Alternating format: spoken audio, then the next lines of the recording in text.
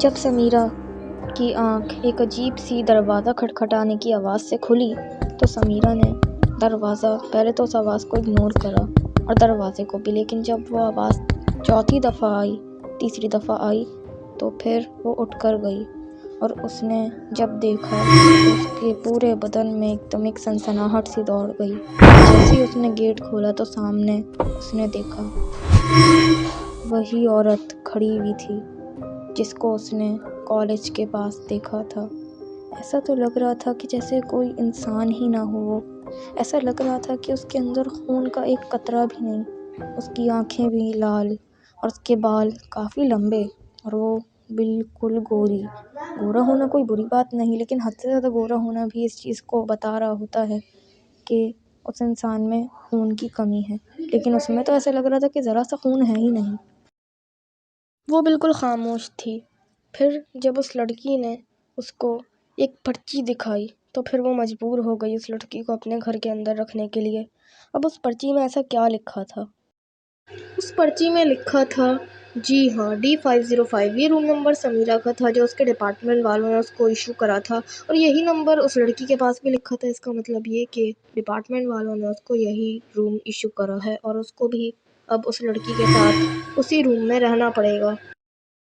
اس لڑکی کو سمیرہ نے اپنے روم میں رکھ تو لیا، لیکن اس کے بعد اس لڑکی نے جو اس کے ساتھ کیا وہ آج تک اس کو سوچتی ہے تو اس کے رونگٹے کھڑے ہو جاتے ہیں۔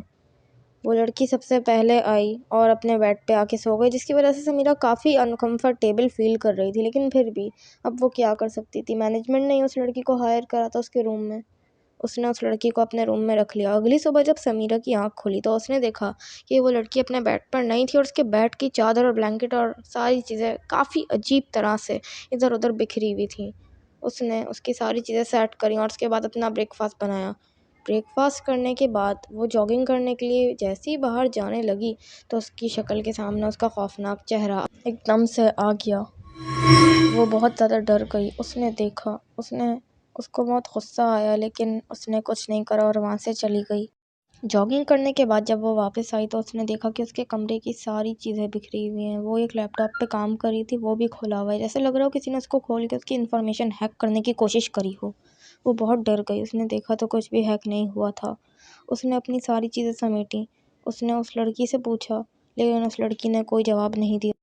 اگلے دن وہ آئی تو اس کے ساتھ پھر ایسی حرکتیں ہوئیں۔ وہ کافی زیادہ تنگ ہو گئی کہ آخر اس کے ساتھ یہ سب کیا ہو رہا ہے۔ کبھی اس کی الماری کھلی ہوئی، کبھی اس کے روم کا گیٹ کھلا ہوا، کبھی واش روم سے پانی گرتی ہوئی آواز آتی، وہ جاتی تو بند کرتی۔ اس نے اس لڑکی سے کافی دفعہ پوچھنے کی بھی کوشش کی اور پیار سے بات کرنے کی بھی کوشش کی، لیکن وہ لڑکی نہ کوئی جواب دیتی نہ کچھ کہتی، بس گنگوں کی طرح بیٹھی رہتی۔ یہاں تک کہ اس کو تو اس کا نام بھی نہیں پتا تھا، پھر یہ بھی نہیں پتا تھا کہ اس کا مذہب کیا ہے، یہ سب کچھ بھی نہیں پتا تھا اس کے بارے میں۔ وہ لڑکی کون تھی، کہاں سے آئی تھی، اس کو کچھ نہیں پتا تھا۔ ایک دن اس کے ساتھ ایک عجیب انہونی سی ہو گئی۔ ایز پر ٹو روٹین، جیسے وہ اسنیکس کے بعد شام میں اپنے روم میں بیٹھی ہوتی تھی اور ایز پر ٹو روٹین وہ لڑکی اپنے کمرے میں نہیں ہوتی تھی۔ ایک دن وہ ایسی موبائل پہ اپنے فیورٹ مکبنگر کی نئی ویڈیو دیکھ رہی تھی، کیونکہ اس کو مکبنگ ویڈیوز بہت پسند تھی۔ اس نے ایک عجیب سی نوائز اپنے پیچھے سے نوٹس کی۔